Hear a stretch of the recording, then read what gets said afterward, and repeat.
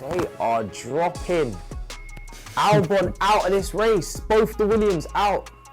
Sargent a minute ago, now Albon, and I have no idea why. Oh my God.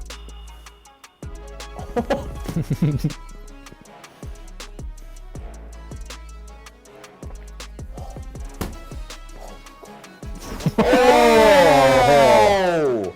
That's going to be a yellow flag. Magnussen needs to wait before he tries to turn that car. The trophies for this race will actually have, for the first time ever, a KISS activated trophy. So when they kiss it, when they're celebrating, it'll light up.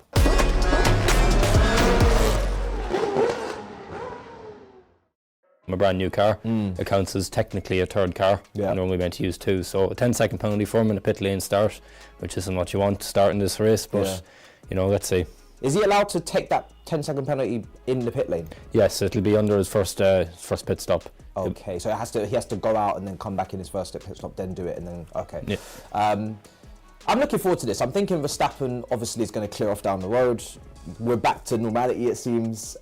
Any chance of Perez doing similar in terms of rising through the ranks? In terms of you expect the pace to be there with Red Bull, but do you feel like we've got a battle behind Verstappen today, or is Perez going to be almost comfortable in getting past those cars? Yeah, I think so. I think Leclerc should be easy enough for him. The only problem he's going to have is the McLarens, because the race pace is very good. But yeah, I think it shouldn't be a problem. We've seen this happen in Monza a few weeks ago with Perez, and he managed to get both Ferraris and move into second place towards the end. So, what was it? A 5-second penalty? Yeah. Oh Jesus. Okay, so I'm going to go with a 9.4. Is that a 10? 16.5. What was yours? 5.5 because I forgot about the penalty. Oh, come on. Oh, yeah, we're both. Do you know what? We both have to do it then. We both have to do it. I told you, front wing. Any of them that happen that is too long, then we're going to be in trouble. So don't think about it. Just do it. Oh my God.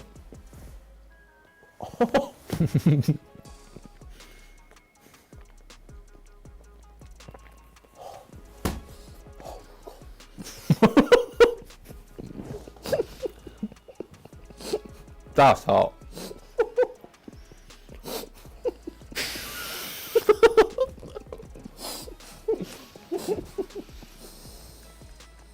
I can't swallow it.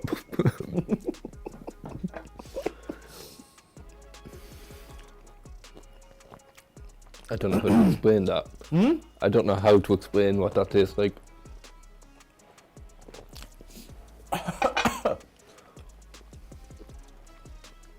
It just messes up your nose. Oh my God, I really need to get these correct. It's like somebody lit a match in my mouth. That's, oh, Jesus Christ.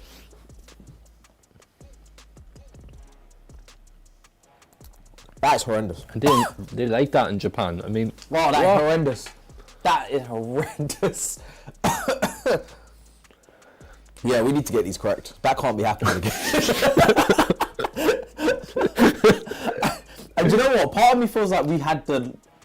Did you have the same one? I took the smallest one I could see. Are they all different? I don't know. I think they're the same. That can't happen again. They are dropping. Albon out of this race. Both the Williams out.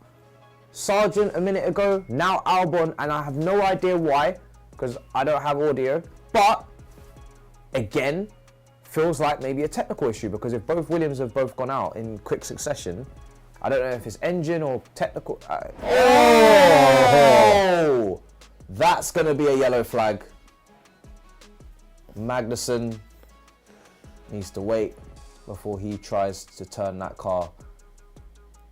And he is going to, and there's... Seen that coming. Magnussen never gives up positions easy, and Perez was always going to throw it down the inside. Yeah. Oh, they're not going to like that, Mercedes. They're not going to like that at all. They are really racing each other hard, and there's no love lost on that track, but... You see Hamilton catching him now. Oh, there we go. Yeah. Oh, that's going to be a move. That's a big move from That is a Hamilton. big move. What a move from Lewis Hamilton on Fernando Alonso. I think biggest disappointment of the day?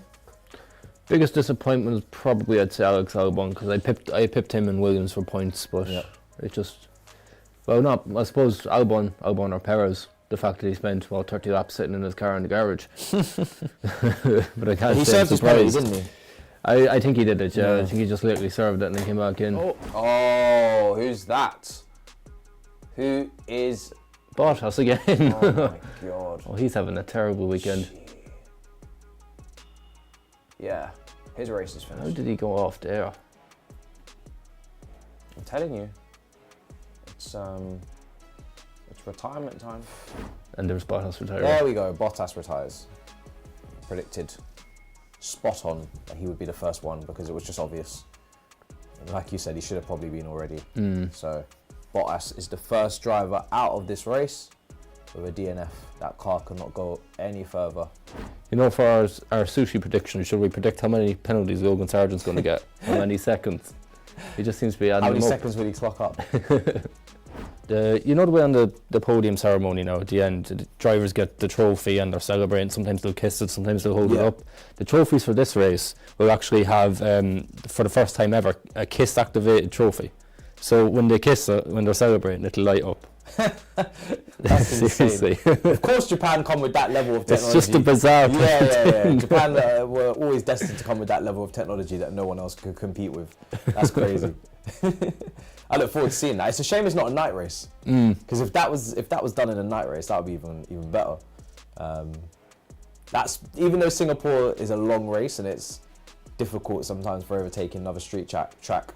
That's one of the few things that makes it stands out is a night race. But then Las Vegas is going to be. That's going to be a night race. That's going to be the second night race on the grid. The next race in 2 weeks' time, Qatar, that'll be night race. Okay, right. We have a couple of night races on the calendar now, and then you've got like 6 contracted Red Bull drivers in F2. It's almost like a grid full of Red Bull cars when you watch the races. But there's people coming through there, like Isaac Hadjar, Ayumu Iwasa, Red Bull drivers that should, in the next year or so, be at least getting tested out for Tauri, see what they can do. Why is it Red Bull so dominant in F2 like that?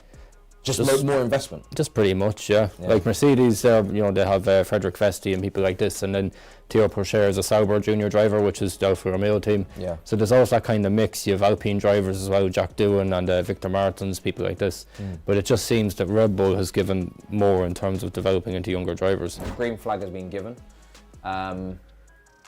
Mentioned Stroll made big leaps. Lawson and Tsunoda both in the top 10 in good positions. Funny, on social media you see the side-by-side pictures. Yeah. Mercedes on the Racing Point, and it was identical apart from the colours on the car. I don't know how they got it so bang on. Yeah. Whoa! Do you know what? We should have had a crash. Yeah. How did we not have a crash on that straight? When I seen that big plume of smoke from the back, I was convinced somebody was going into the gravel. My days. I don't know how we haven't had some sort of crash. There's loads of little battles in that first on that grid start there. You didn't see what happened at the beginning, did you?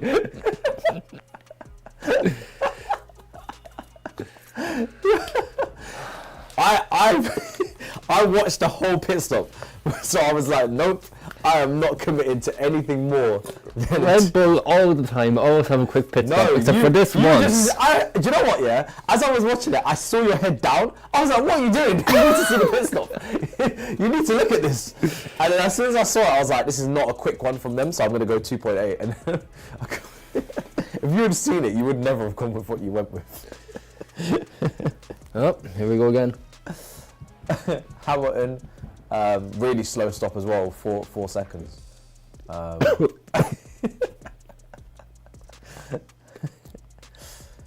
Oh dear. This piece is worse than the last piece. They're just showing a replay of, I think, those two going off, and Russell was on team radio.